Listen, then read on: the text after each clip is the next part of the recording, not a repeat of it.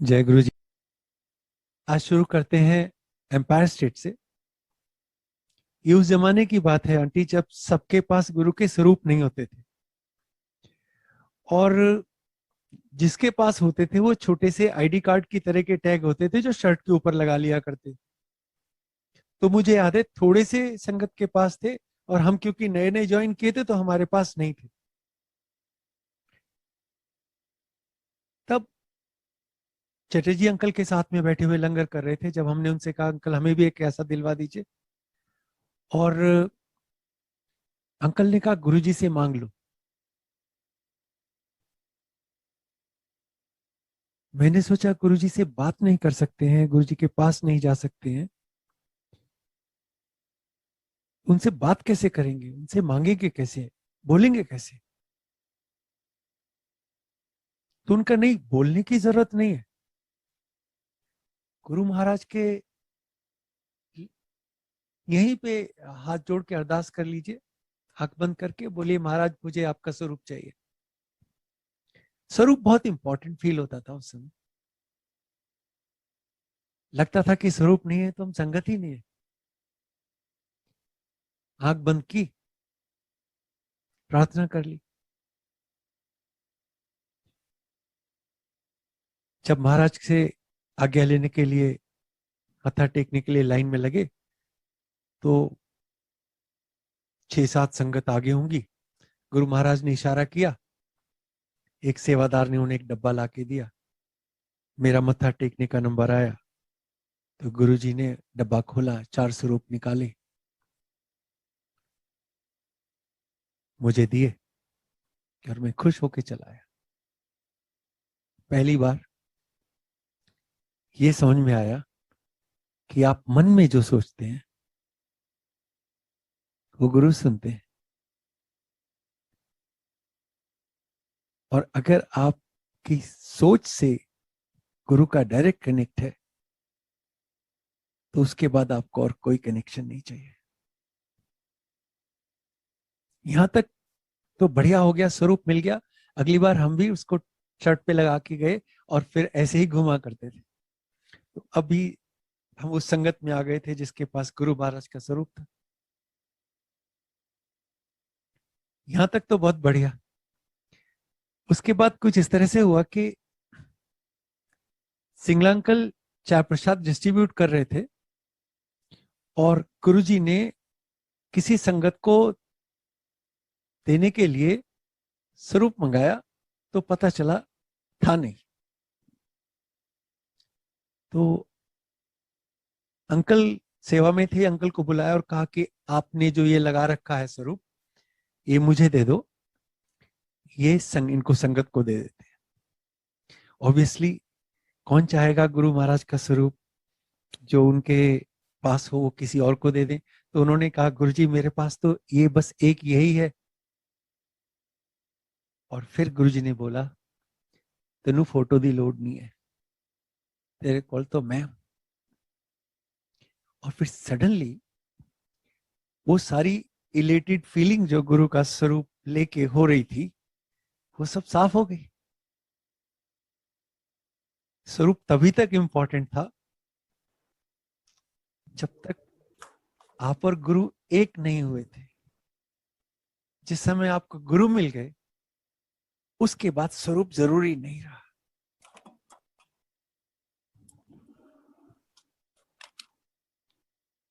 ये एक important message है,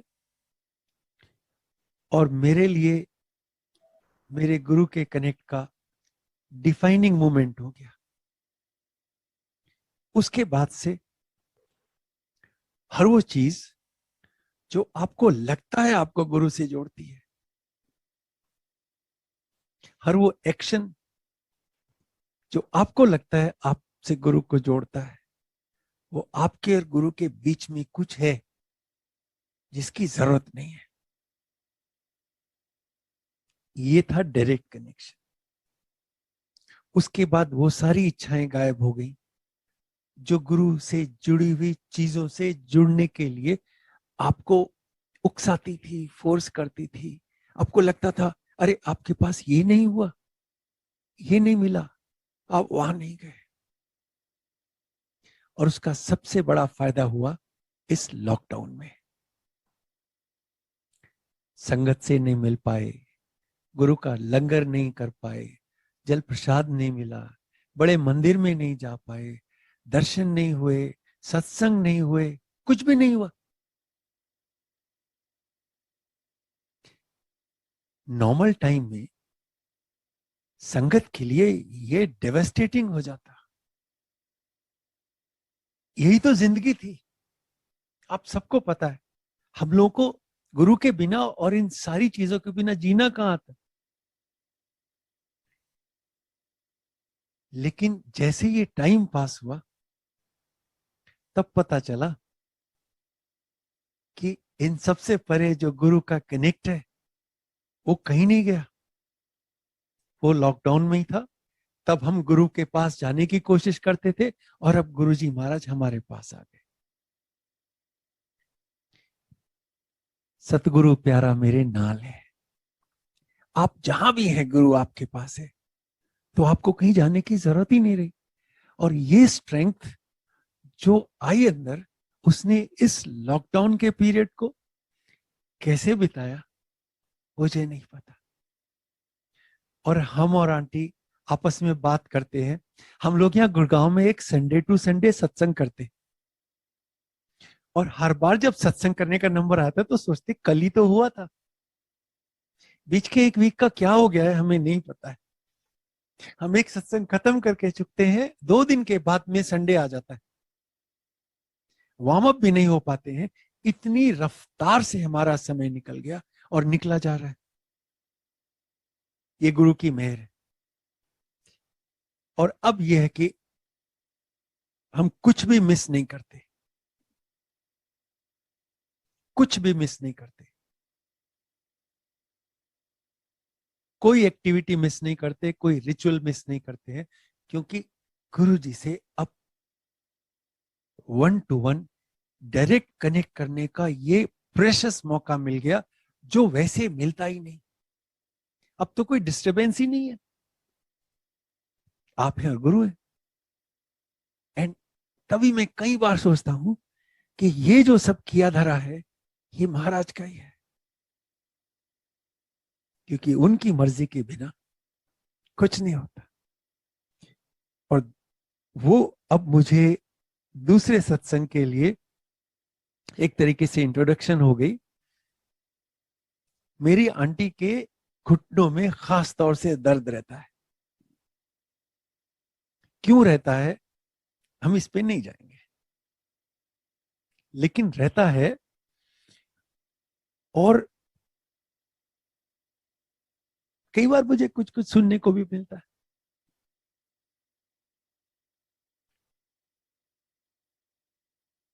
एक बार हम लोग यूएस में थे। जिस कार को हमने ले रखा था, एसयूवी टाइप थी, उसके पीछे खूब सारे सूटकेस भरे थे सामान के। और मैं आंटी पीछे गए, एक सूटकेस निकालना था, डिक्की खोली और सबसे बड़ा सबसे भारी सूटकेस आंटी के पैर पे धाड़ से आके गिरा। गलती मेरी थी कि आंटी वहां खड़ी थी। मैंने सॉरी तो बोला और गुरुजी से प्रार्थना की, महाराज ये छुट्टियां चौपट हो जाएंगी। उसको तो चोट लगी, लेकिन मैं भुगतूंगा, इसलिए महाराज इसका तो कुछ किया जाना चाहिए। तो 18-20 किलो का था, कोने से आके आंटी के पैर पे गिरा।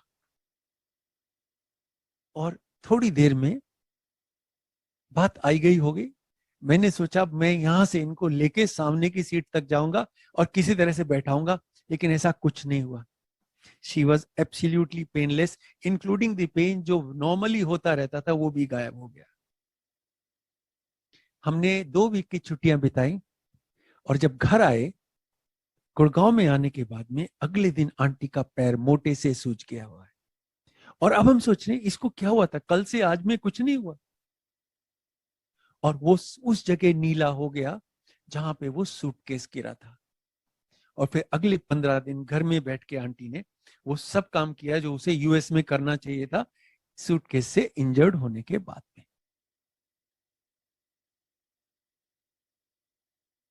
खूब सारी इंसिडेंट्स है, लेकिन अब एक और बताता हूं।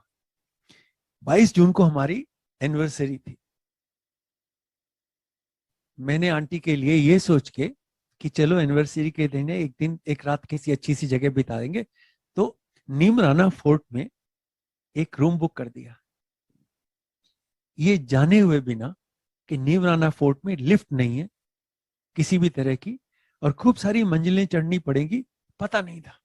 और आंटी के घुटनों में एक्सक्रूशिएटिंग पेन था। अब ये बात मुझे पता थी, आंटी को पता थी, गुरु महाराज को पता थी।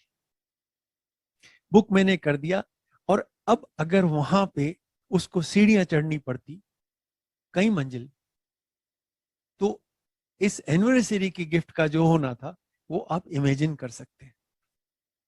लेकिन जिस दिन आंटी उठी 22 तारीख की सुबह, मुझे बोलती मेरे घुटनों में तो दर्द ही नहीं है। And the entire trip she was painless, as in painless.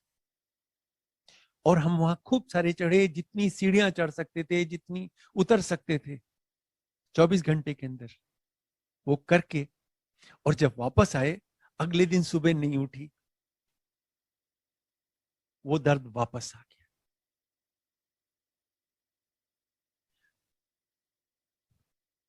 इस बात को थोड़ा डेप्थ में समझे, हुआ क्या। मैं तब से सोच रहा, महाराज ये जो पेन है,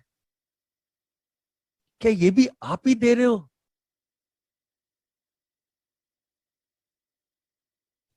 क्योंकि आपके हाथ में तो इसका स्विच है।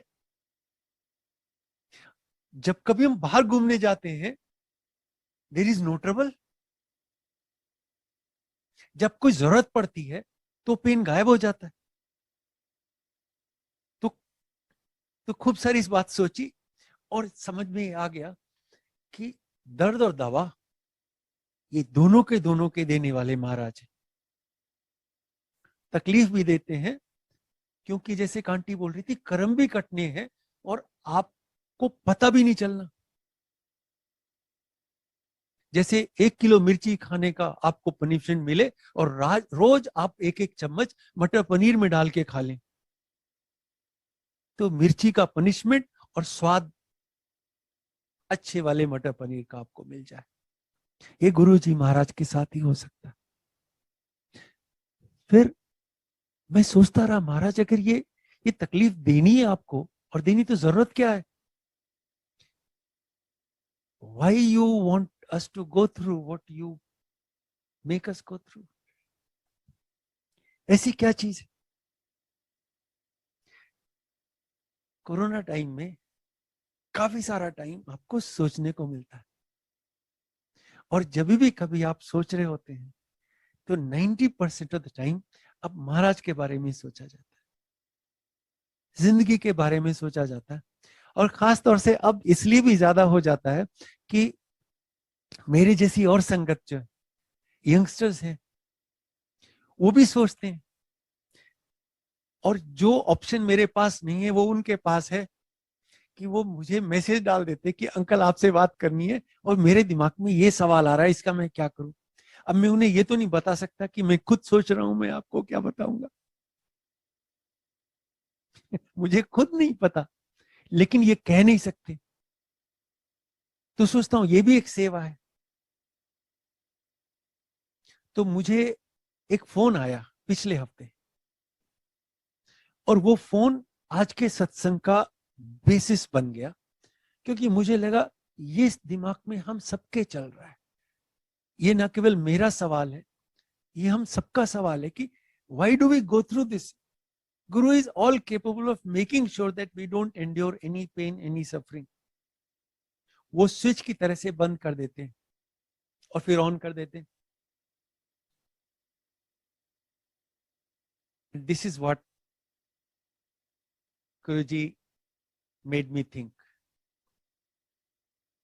तो मुझे लगा मुझे शेयर करना चाहिए। और सबसे बढ़िया एग्जाम्पल मैं आपको दे सकता हूं फ्लाइट सिमुलेटर का। ग्राउंड के ऊपर पायलट्स को ट्रेन करने के लिए एक सिमुलेटर है, हर एक एयरक्राफ्ट का होता है, उसके अंदर सारी की सारी कॉकपिट वैसी होती है जैसी कि असली जहाज में होती है।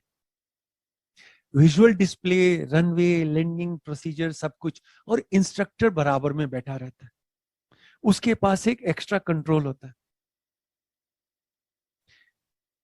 पायलट को भी पता है कि ये इल्यूजन है, ये रियलिटी नहीं है, लेकिन जरूरी है। वो सारे प्रोसीजर जो उसको बाद में काम आएंगे, उसको यहाँ पे प्रैक्टिस करने, और इंस्ट्रक्टर सिखा तो रहा है, लेकिन उसके पास एक एडिशनल कंट्रोल है, वो उसमें एयरक्राफ्ट में सारी इमरजेंसी डालता रहता है। थोड़ी देर में उसका इंजन फेल कर देता है, फिर उसका हाइड्रोलिक प्रेशर गायब हो जाता है, फिर उसका ऑटो पायलट खराब हो जाना है, और फिर धीरे धीरे वो उसको सिखाता है कि इन सारे इमरजेंसीज को हैंडल कैसे किया जाए। उसका फायदा ये होता है कि जब वो सिमुलेटर के इल्यूजन से निकल के रियल लाइफ में एयरक्राफ्ट फ्लाई करता है, तो उसको पता है उसने करना क्या है। अगर मुझे और आपको चॉइस हो, और आपसे कोई कहे कि आज आपका एयरक्राफ्ट ऐसा पायलट उड़ा रहा है जिसने कभी कोई इमरजेंसी हैंडल नहीं करी, जिसने कभी कोई इंजन फेलियर हैंडल नहीं किया, जिसको पता ही नहीं क्या होता है, बस उसको उड़ाना बहुत अच्छा आता है, तो आप कहेंगे भाई साहब रहने ही दें तो अच्छा है, हम किसी दूसरे को ढूंढ लेते हैं। गुरु हमारे इंस्ट्रक्टर है, उन्होंने हमें इस इल्यूजन में डाला हुआ है, और वो बार बार हमारी लाइफ में इमरजेंसीज डालते हैं, और फिर देखते हैं कि कैसे हैंडल करता है। हैंडल करना भी सिखाते हैं, कुछ गलती हो जाती है तो बताते हैं इस प्रोसीजर को कैसे हैंडल करना है, बिना इंजन के जहाज लैंड कैसे करना है, ये प्रॉब्लम हो तो क्या करना है, वो हो जाए तो क्या करना है। लेकिन ये दोनों जानते हैं कि इस सिमुलेटर के अंदर कुछ नहीं बिगड़ना, ये इल्यूजन है। और हम सारे गुरु के लिए तैयार हो रहे होते हैं। ये पेन और सफरिंग, ये हमारे इवोल्यूशन का, हमारे ग्रोइंग अप का, हमारे गुरु के लायक बनने का एक बहुत इसेंशियल कंपोनेंट है। तो मुझे लगता है आज हम जो हैं वो इसलिए तो है कि हमारे साथ जो अच्छा हुआ है, लेकिन हमने अपनी लाइफ में जो तकलीफें झेली हैं, उससे आज हम जो बने हैं, उन तकलीफों के बिना नहीं बनते। तो अब मेरा मन ये करता है कि मैं ना केवल गुरु को उन सब अच्छी चीजों के लिए शुक्राना करूं, मैं गुरु से उन सब तकलीफों को देने के लिए भी शुक्राना करूं, क्योंकि उनके बिना मुझे वो सब कुछ नहीं आता जो आ जाता है। So if you want to be grateful to Guru, be grateful for everything, not just the good part, and then obviously there will be no need for complain. क्योंकि आपको पता है हमारा इंस्ट्रक्टर जो साइड में बैठा है, वो इमरजेंसी तो दे रहा है हमारे ट्रेनिंग में, लेकिन उसे सिखाने की, हैंडल करने की, और उसे बाहर निकलने की ट्रेनिंग भी दे रहे हैं। ये हमारे गुरु हैं।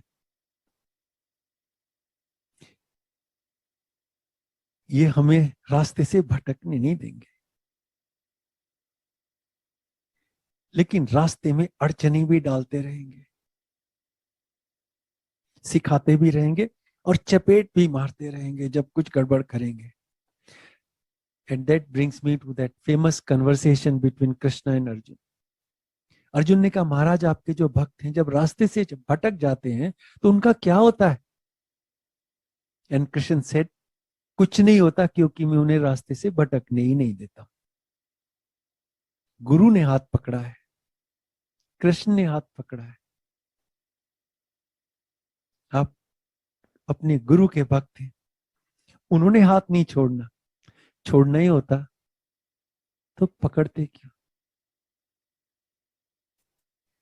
तो अगर इन दोनों एग्जाम्पल्स की एक तरीके से यूनियन बना दें, जो पहले दिया जिसमें गुरु ने बोला कि जिसके पास गुरु है, रब है, उसको बाकी किसी चीज की जरूरत नहीं, और दूसरा ये कि जिसके पास रब है उसके पास मुश्किलें भी हैं, तकलीफें भी हैं, क्योंकि वो आपको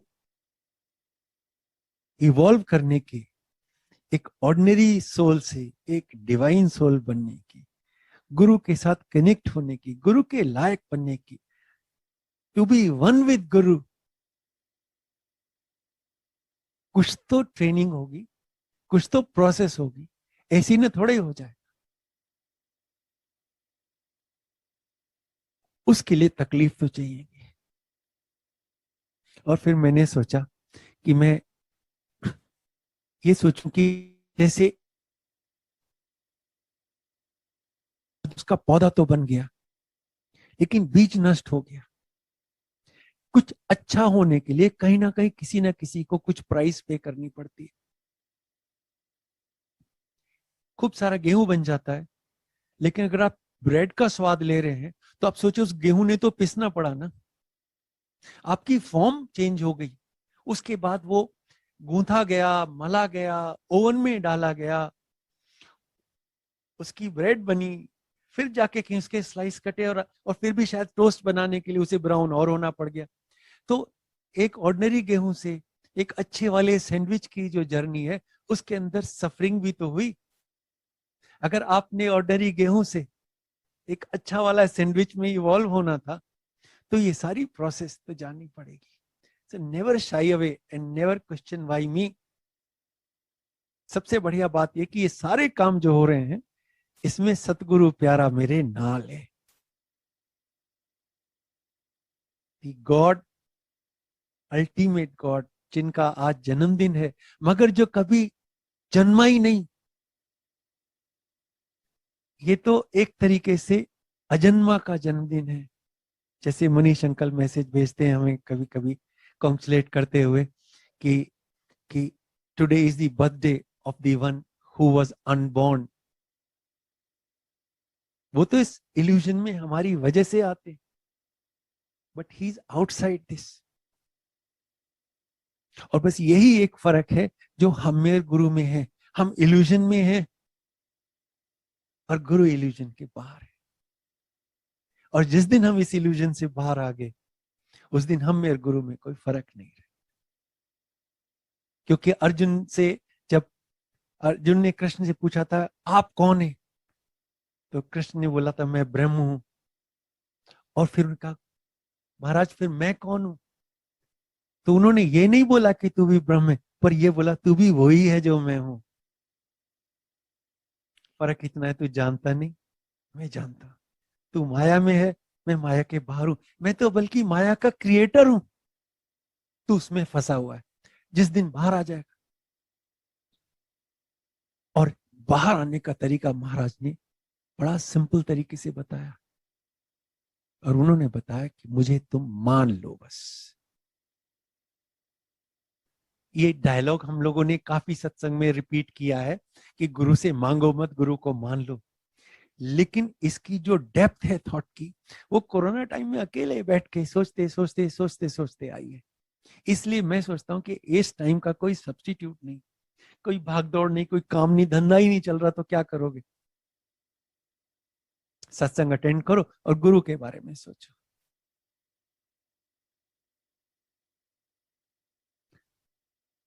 और संगत से मिले, सब तरह की संगत से और सब जगह की संगत से हम लोगों का कनेक्ट हुआ एक दूसरे का। अब जेन्युइनली हम लोग वसुधैव कुटुंबकम बन गए। अब सारी धरती हमारा परिवार है, क्योंकि आज भी जो सत्संग सुन रहे हैं और हम कर रहे हैं, तो दुनिया के कोने कोने से संगत जुड़ी हुई है। इसलिए हमें पता चला और ये भी समझ गया कि सारे लोग जुड़े हैं, लेकिन सब अपने अपने तरीके से जुड़े। तो ब्रॉडली 3 तरह की कैटेगरी हो गई। ज्यादातर वो हैं जो सुन के कि इस गुरु के पास आने से ये मिल जाता है, ये मांगने वाली संगत है। इनको गुरु से कुछ ज्यादा लेना देना नहीं, इनको तो जो चाहिए और जहां मिल जाए वहां से ले लेंगे। और ये पता चला इस गुरु के पास से मिलता है तो ले लेंगे। अब इंटरेस्ट मांगने में है, और ये देखने में कि दूसरे ने क्या करने से गुरु से क्या ले लिया। अब सत्संग में सुनते रहते कि फलाने ने, उसके पास स्वरूप था, उसने जल प्रसाद में डुबोया और ये काम हो गया। अब जी बस ठीक है, जल प्रसाद ठीक है और वो स्वरूप ठीक है, मुझे स्वरूप दिला दो भाई कहीं से, क्योंकि मुझे ये चाहिए। और इसके बाद एक लंबी लिस्ट हो जाती, क्योंकि जितनी संगत उतने तरीके, जितने तरीके उतनी प्रोसीजर। ये तो मांगने वाली संगत होगी, ये चॉइस है। आप ऐसा बनना चाहते हैं तो गुरु आपको वैसा बनने देंगे। फिर कुछ ऐसे हैं जिनके पास प्रश्न खूब सारे हैं, ऐसा क्यों होता है, वैसे क्यों होता है, ये जानने वाली संगत है। They are seekers, which is little better. ये मांगने वाले नहीं है, ये सीकर्स हैं, गुरु के बारे में जानना चाहते हैं।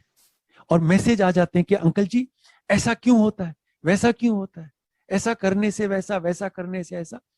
तो बहुत सुकून मिलता है, कम से कम इनके पास सवाल तो हैं, जवाब तो महाराज दे ही देंगे। और तीसरी संगत है मानने वाली संगत।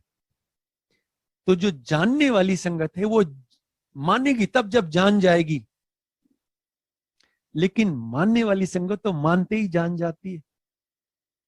और वो ये जान जाती है कि कुछ जानने की जरूरत ही नहीं है, क्योंकि गुरु ने बोला ये जानने वाला काम दिमाग से होता है और इस अकल को तुम्हें जूतों के स्टैंड पे छोड़ देना चाहिए। गुरु के पास अकल का कोई काम नहीं, तो जानने में भी टाइम वेस्ट नहीं करता। मांगने वालों को मांगने दीजिए, उन्हें वही चाहिए। जानने वालों को जानने दीजिए, क्योंकि उन्हें अकल अड़ानी है हर चीज में। लेकिन संगत जी भोले भाव से शिवजी महाराज से बिना मांगने और जानने के चक्कर में पड़े हुए उनको सीधा सीधा मान लेने से आपका शॉर्टकट में आप जान भी लेते हैं और वो सब भी मिल जाता है जो गुरु आपको देना चाहते हैं। तो आज महाराज के जन्मदिन पे हम सब की तरफ से, आपकी तरफ से, मेरी तरफ से गुरु जी महाराज से अरदास है, महाराज आप हम पे ऐसी ही कृपा करते रहे और अब हो सके तो हमें मानने वाली कैटेगरी में एडमिशन दे दीजिए। हमें ना मांगने वाला बनना, ना हमें जानने वाला बनना। हमें इतनी समझ ही नहीं है, और हमें समझ चाहिए भी क्यों। हमारे पास आप हैं और आप सब जानते हैं, उतना काफी है। संगत जी महाराज से जुड़े रहिए, महाराज से प्यार करिए। और आंटी आपने जैसे गाया, मुझे 2 लाइनें गानी पड़ेंगी, क्योंकि मैंने सोचा मुझे अगर पता होता ऐसे गाएंगे तो मैं भी शायद कुछ तैयार करता। लेकिन मैं 2 लाइनें आपको जरूर सुनाता हूँ। ये मेहंदी हसन की गजल है और उसकी 2 लाइनें कुछ इस तरह से। खुदा करे कि मोहब्बत में वो मुकाम आए, खुदा करे कि मोहब्बत में वो मुकाम आए, किसी का नाम लूं लब पे तुम्हारा नाम आए, खुदा करे। किसी का भी नाम लो, कहीं भी मत्था टेको, अरदास मालिक के पास ही जाए, याद गुरु जी आए, गुरु के अलावा और कुछ नहीं आए। इसी प्रार्थना के साथ, इसी भाव के साथ में आप सबको महाराज के जन्मदिन की फिर से बधाई और जय Guru ji. Thank you aunty for this wonderful opportunity and for this greatly organized activity. Jai Guruji.